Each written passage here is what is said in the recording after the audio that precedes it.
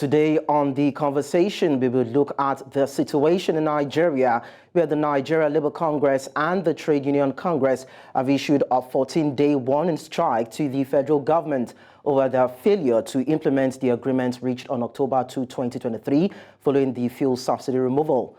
Also on the program, we would switch gears to the political situation in Zimbabwe, where the Speaker of the Parliament has warned the opposition party, the Citizens Coalition for Change, not to abuse the Parliament by appointing factional leaders in the party. This is The Conversation. I am Lekon Onobanjo. Let's talk.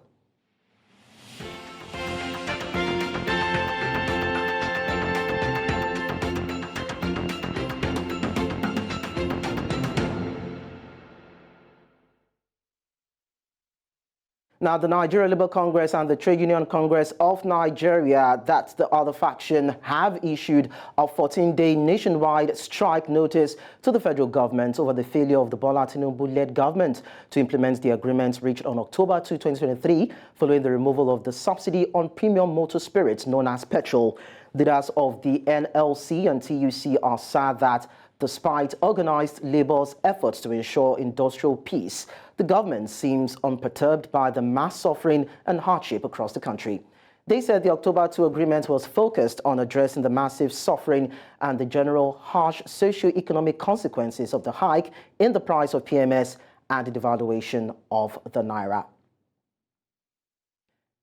So at this time, Monday Mawah, legal practitioner, joins me to talk about this. We're hoping to have Comrade Balogun Babatunde, who is Secretary Trade Union Congress from Oyo State chapter, to also join us in this conversation. Monday Mawah, thank you so much for joining us on the show. It's good to be here again. So as we see it, this is like the upteenth time that the okay, I'm told that we have a Comrade Balogun Babatunde with us. Comrade, good evening to you. Well done. Okay, fine. It's nice to have you around, Comrade Balogun Babatunde. Thank you so much for joining us.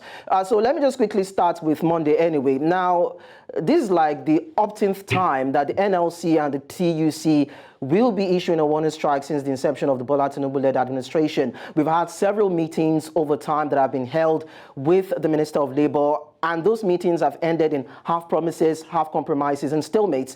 So, Monday, what do you think the grounds of the Labour Union is as of now, and how legal do you think their demands are?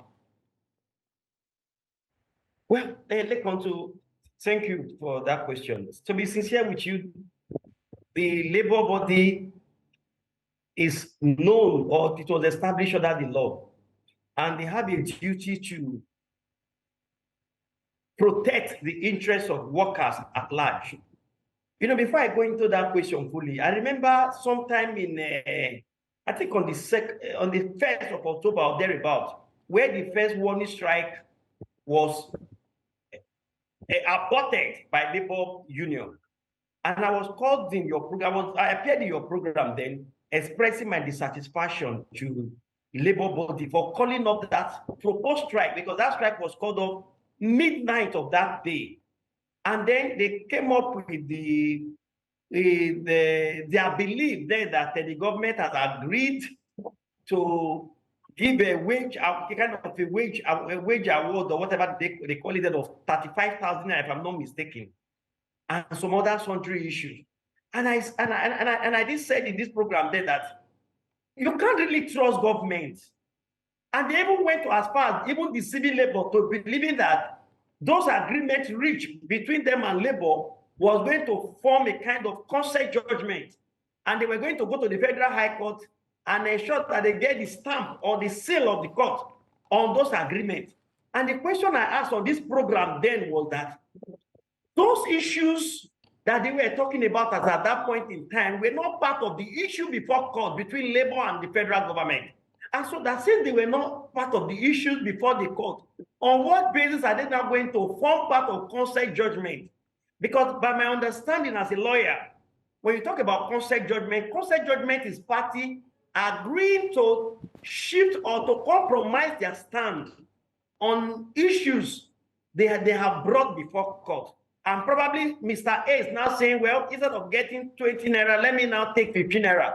Then Mr. B, instead of you pay me in a month time like you were dragging all along, pay me in 27-day time, no longer in 30 days or 31 days, as the case may be. I said that is what we call consent judgment in law. They are issued before court, on which the party have decided to go and settle amicably out of court. So, but you now come in to say, okay, issue of CNG, issue of wage grant of naira to, I think, to 15 million Nigeria, then like they were proposing, and then issues of this government to remove their hand from the internal affair of this NUWC, this National Union of Road Transport Workers and their sister counterpart, that they were going to make it the consent judgment. And I queried the genuineness and the possibility of that. And my brother Lekon, this is where we are back to today. Government, as they are known for, they have refused to honor those agreements. The hardship in the land is biting harder by the day. Ordinary Nigeria can no longer even afford a square meal, not to talk about the 3 square meal. So I would say the failure of the labor union to insist and hold this guy by their jugular has brought us back to where we are now. Okay. 2nd of October. So yes, let's now take it from that point, Monday, and scale it over to Comrade Babatunde, because of course is the TUC secretary in Oyo State. So do you agree that there's been a bit of failure on the part of the labor unions in staking their claim and putting their foot on the ground to make demands from government and see that those demands are met? Or you would say that it's the governments that have not really shown enough commitment and sincerity in implementing the agreements that were made or that were reached on October 2, 2023?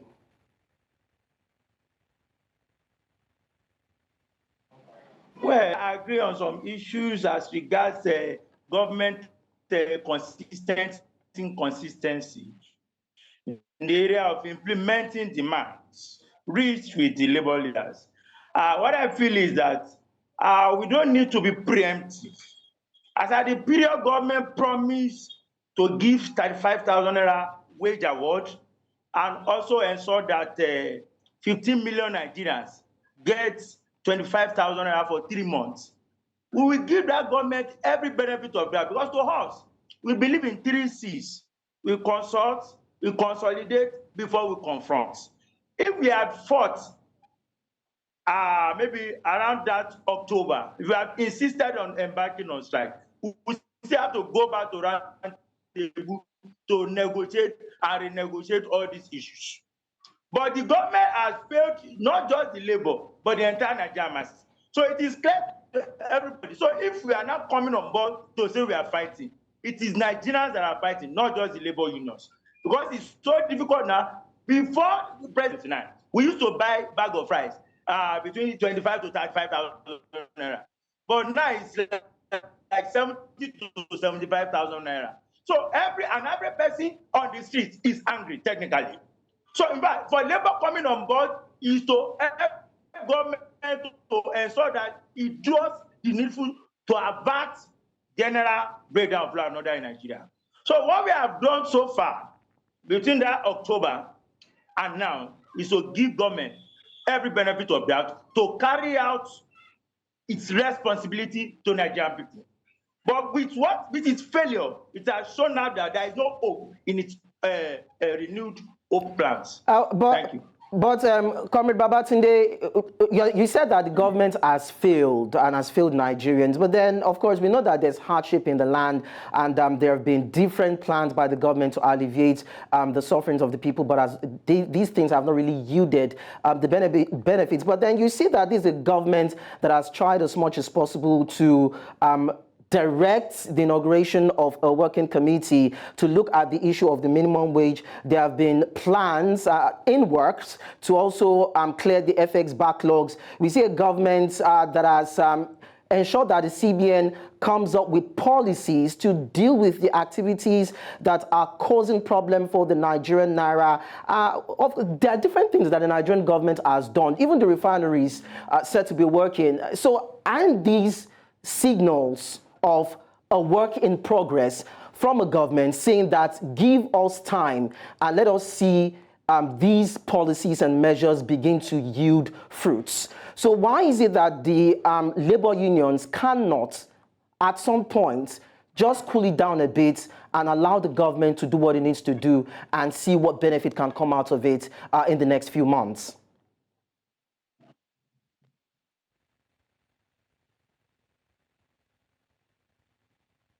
Comrade Babatunde. It promised us that it will immediately, as a matter of importance, begin payment of wage award from September. But as I speak, yet to get September wage award. Why those that got the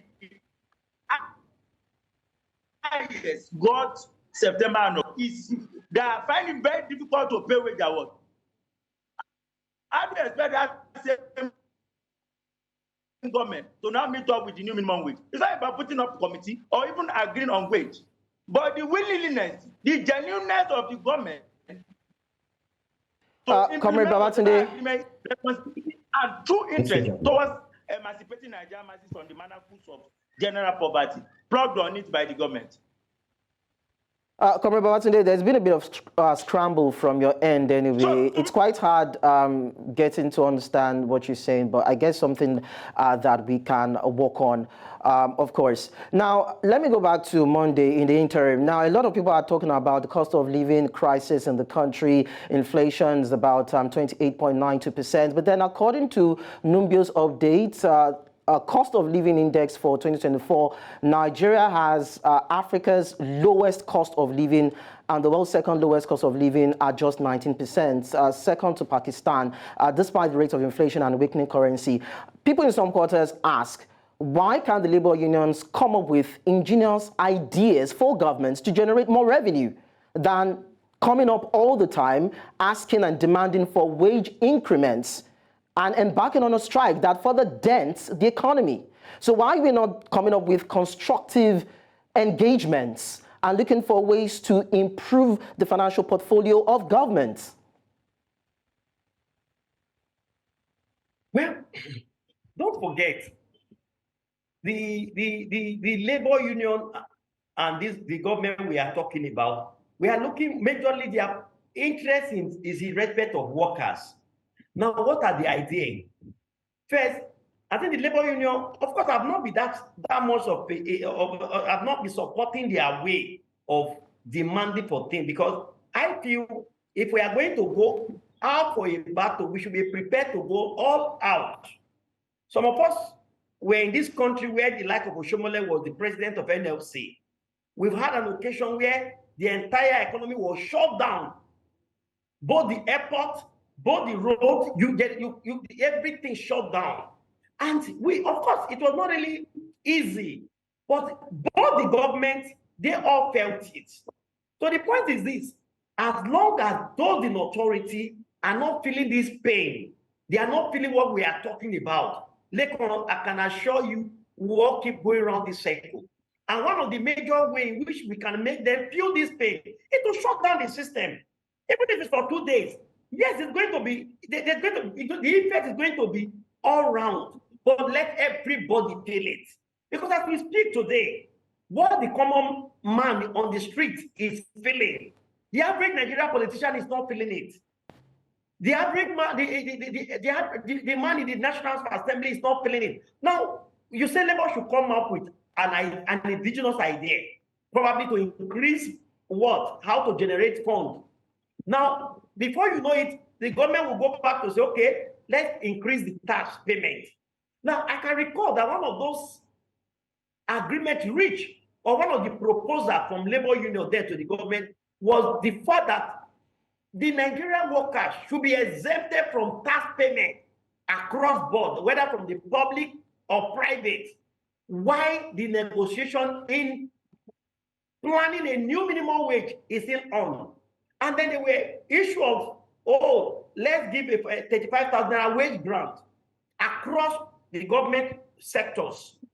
Now, of course, somebody like me, the question I asked them was that if you are giving 35,000 wage grant to 15 million Nigeria, what is going to be the yardstick? Is it going to be on a political line or religion line? How do we determine those that will be entitled to that 35,000 wage grant per month? I think they proposed to give that wage grant for 3 months. Then the question then again I asked them was that after 3 months, because don't forget, if you make a man to believe that he'll be receiving 35,000 the first month, the second month, he'll be getting used to it. The third month, he will get it. Then you now withdraw it after the third month.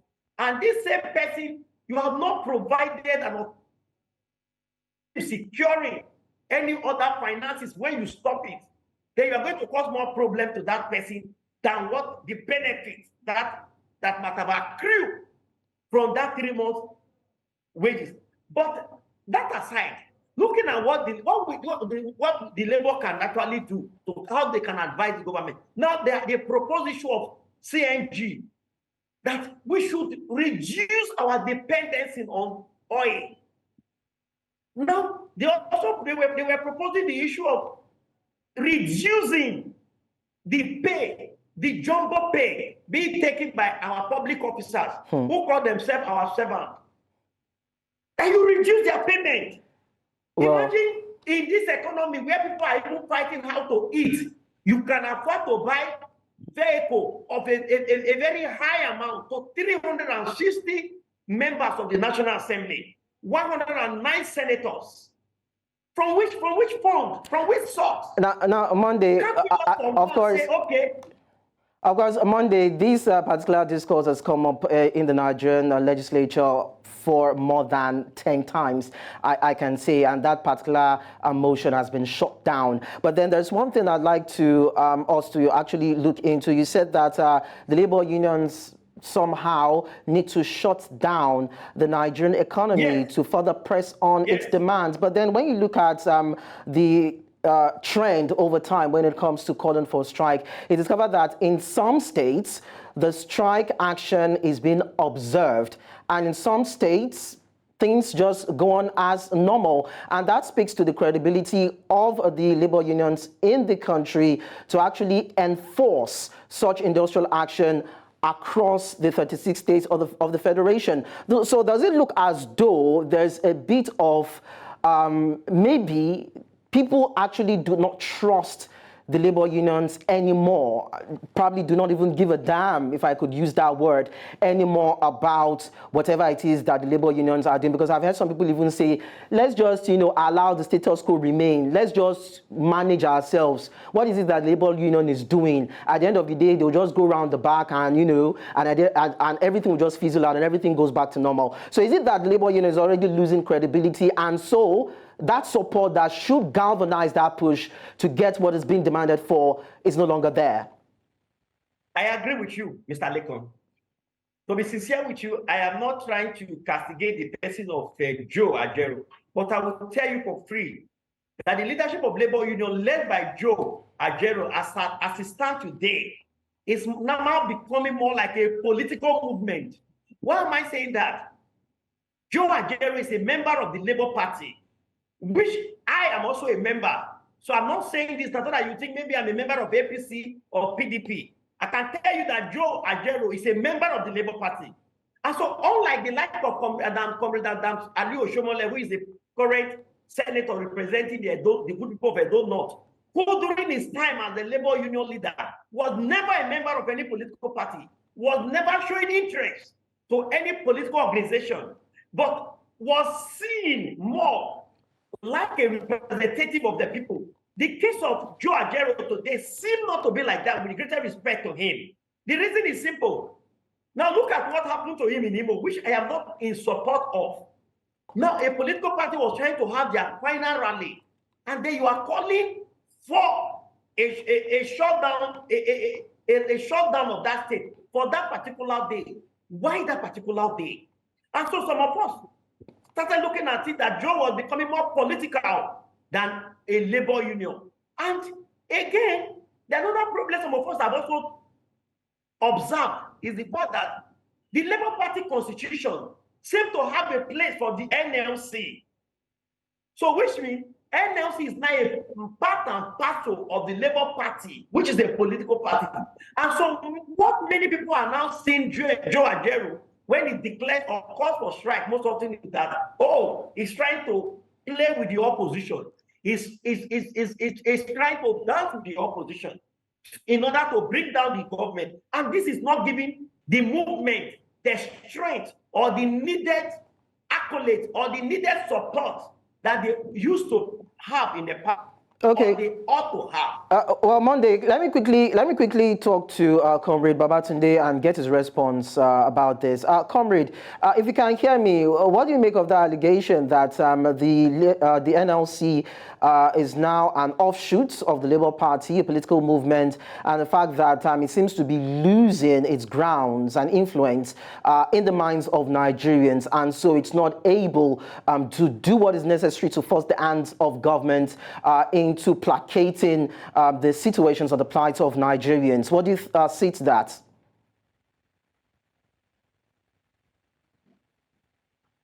Well, everybody have his personal views.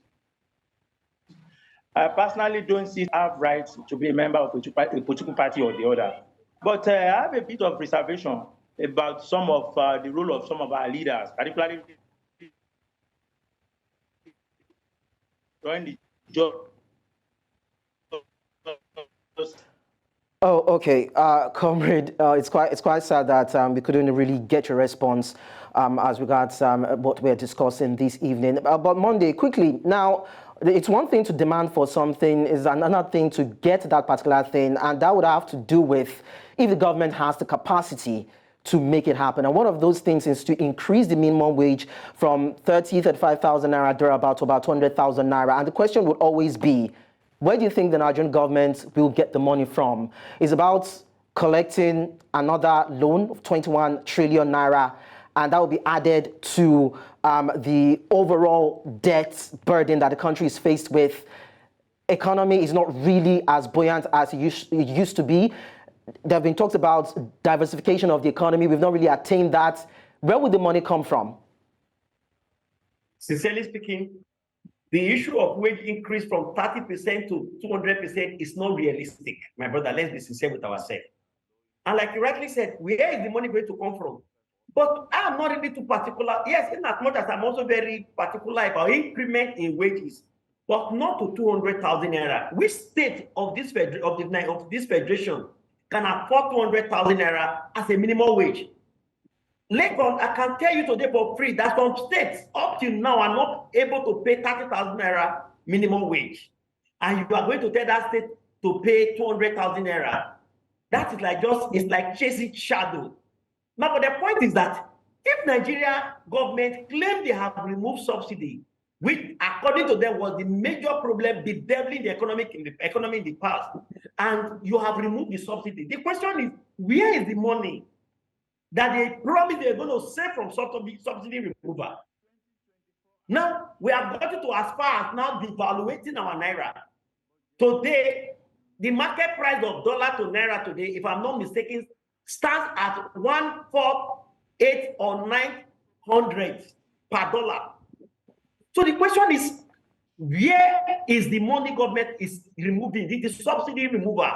Now, some of us now begin to look at, maybe we should even go back to the subsidy payment, in which when buying fuel at a cheaper rate, the economy was not this bad and battered, than when we say we have removed subsidy and look at where we are today. If you go to the market today, if you're not careful, you cry away from the market. I think the major reason of us are not even shouting much is because we are not women. If you bring a woman on this show to tell you what Nigeria is today, Lekon, she might end up crying out of this program today because of what they need in the marketplace. So it's unfortunate. So it is not realistic. What I feel is that government should do everything possible to make our refinery to start working. Because many of this whole problem we are having today is as a result of the oil increment in the price of PMS.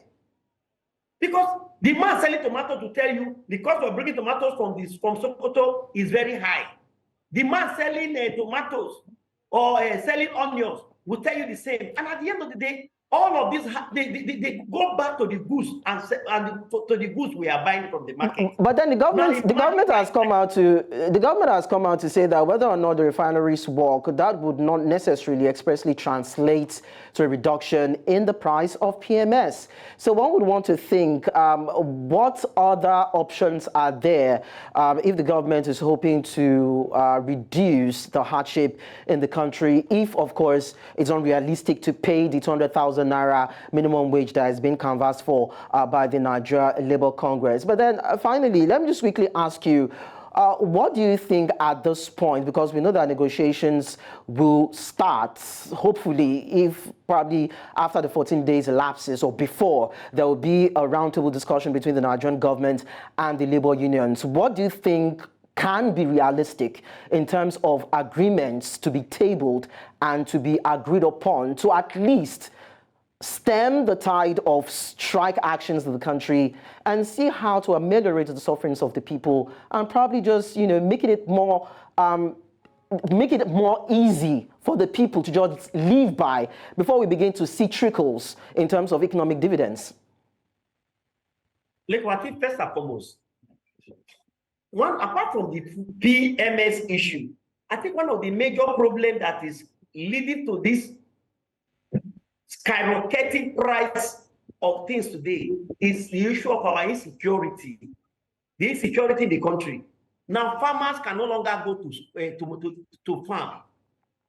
In the northern part today, you have to bribe or pay the bandit for you to work. So you know that at the end of the day, all of this comes to bear. Now, why they are going for negotiation, Leko, I will expect the labor union to first tell the president. This time, it should not be about the representative of the president. They should meet with the president one-on-one. First, the Nigerian people are dying of insecurity. People can no longer sleep with their 2 eyes closed. Farmers can no longer go to farm and farm conveniently. That should be one of the major issues that the government will help us tackle issue of security. Okay. That should be the first issue on the agenda. Then the issue of the jumbo pay by the National Assembly and government parastatal should be looking to and reduce. If people can be taking 30,000 naira and the government expect them to live by that, let their own wages also reduce to 100% and let us see how they can also live. Let us not live in the same way. Well, a lot of people have actually said that should even be the focus of the Nigeria Labour Congress and the TUC, trying as much as possible to force down the hands of the legislature to reduce expenses and money is being paid to them for their sitting allowance. But that's going to be a discussion for another day. Mawah, legal practitioner, thank you so much for sharing your thoughts with us. Thank you very much. It's a pleasure. Of course, you're watching The Conversation. We go on a short break. When we return, we'll delve into the next conversation. Just stay with us.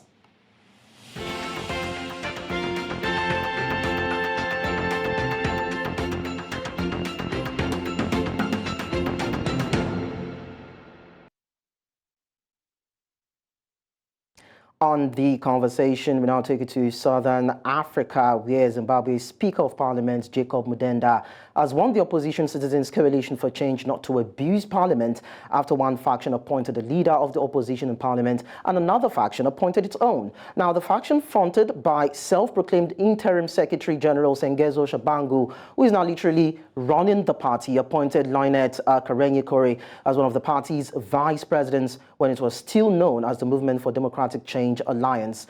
On January 24, Trust Mamombe, who is said to be the chief of staff of the party, said the party had appointed Clifford Latwayo as the head of the opposition in the House. So this rancor is generating a lot of controversy at the parliament, and there's been a word of caution in that country to that particular party, that is the CCC. At this point, I'm being joined by Tawanda Raymond Mutungama. He's a political analyst, and he joins me from Harare, Zimbabwe. Thank you so much for joining us on the show.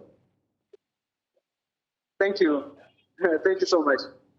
Now, the supposed main opposition party in Zimbabwe, the Citizens Coalition for Change, seems to be in disarray. Now, this party was formed just 2 years ago, and now it is grappling with internal crisis.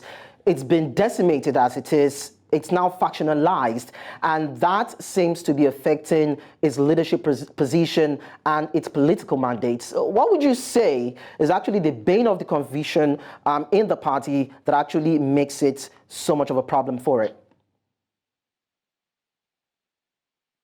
From my perspective, I would say it's something that is expected, like especially in a political organization where people are vying for office, people are vying for power. They compete. They compete, and what has happened is not beyond the ordinary, and it's not unexpected. I think this is something which is expected and something that was going to happen. And I actually think it's a lovely thing. It's a very good thing, because we will have genuine people eventually leading in the future. So sorry, if I did get you right, Raymond, if I did get you right, you are saying it is right for the party, the CCC, to have been factionalized. Can you come again? Sorry? I said, I just want to get you right. Do you mean, when you said it's a lovely thing, so does that mean that you're actually happy and you support the fact that the main opposition party in Zimbabwe, the CCC, has been factionalized, and the fact that it's even losing its political influence in the country, you're happy about it? Yes, I'm very happy about it, because, like, for example, if you're going to the grinding mill, you don't take the chaff together with the maize.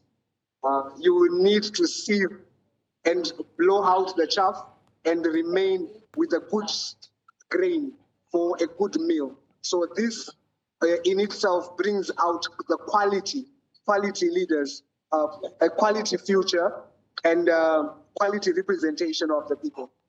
This is my opinion. That is interesting for you to have said that, because now we have a faction that is being led by Shabango, we have Mobembe, and the fact that the founding father, or the person that actually founded this party, that is Nelson Chamisa, has exited the party. So which of these three would you say is actually championing the cause of the party that you're in support of? Okay, so it's clear.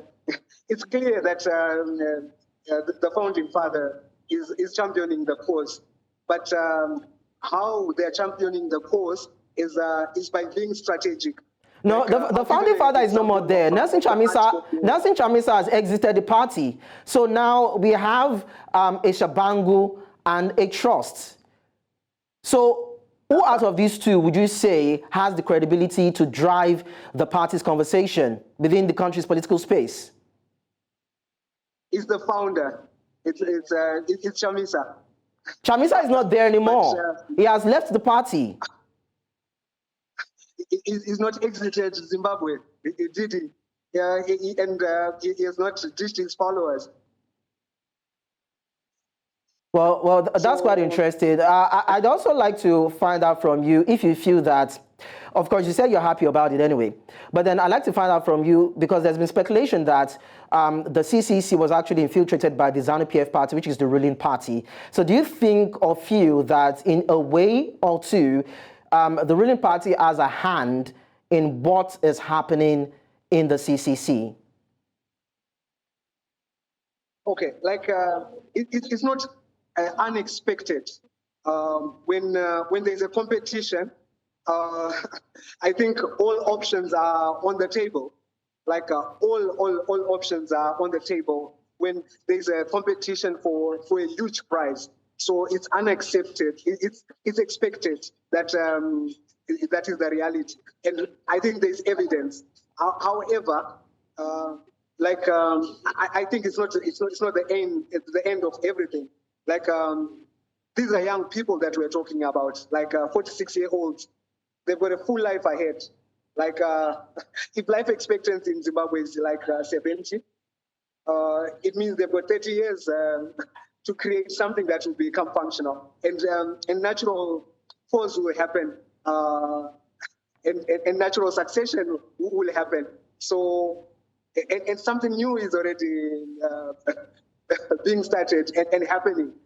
You said a natural around succession would definitely happen, but the way that Shabango came into power to wield influence in the Citizens Coalition for Change party, according to some people, were said to be illegitimate. So what legitimizes the role that Shabango is playing in the CCC? Well, like I would say, like the courts legitimize everything in a country. I'm sure it's the same in Nigeria. So I think that is what gives that authority. And who can question that? Like it's only the people who can decide, as evidenced by independent candidates. Like at least about 4 councillors have won under Chamisa. Okay, Raymond, permit me to just fine-tune the question. Let's look at the CCC as a party. Now, it's been said that the party, from inception, did not have a structure, and that was deliberate so as to avoid any form of manipulation from a third party. Now, is this unstructured party the undoing leading to what is playing out in the party as of now, in terms of the fact that so it is not able to champion its cause? Now we are seeing the parliament giving it a warning. We have a factional leader from one side and another factional leader from another side wanting to represent the party. So do you think the fact that it did not have a recognized structure, that is why it is suffering this misdemeanor? No, not at all. It's actually the strength. It's actually the wisdom. This is what I'll say. Like, why I'll say this is the strength and this is the wisdom is because your opponent should not know what you plan. Your opponent should not know your allies. Like, and then you can deny them a 2/3, like what has happened. So I think it's the smartest thing that has ever happened. Like the most creative thing. And actually, I think textbooks will need to be written about how this was done. And probably people who want to do things in the future should learn how to be secretive about their strategy. Why tell everyone your strategy? It's only for the inner circle. This is what I think. So, and I'm sure this is what will happen in the future, and this is what will be done in whatever new thing will come about. And this is probably the only way one can take power.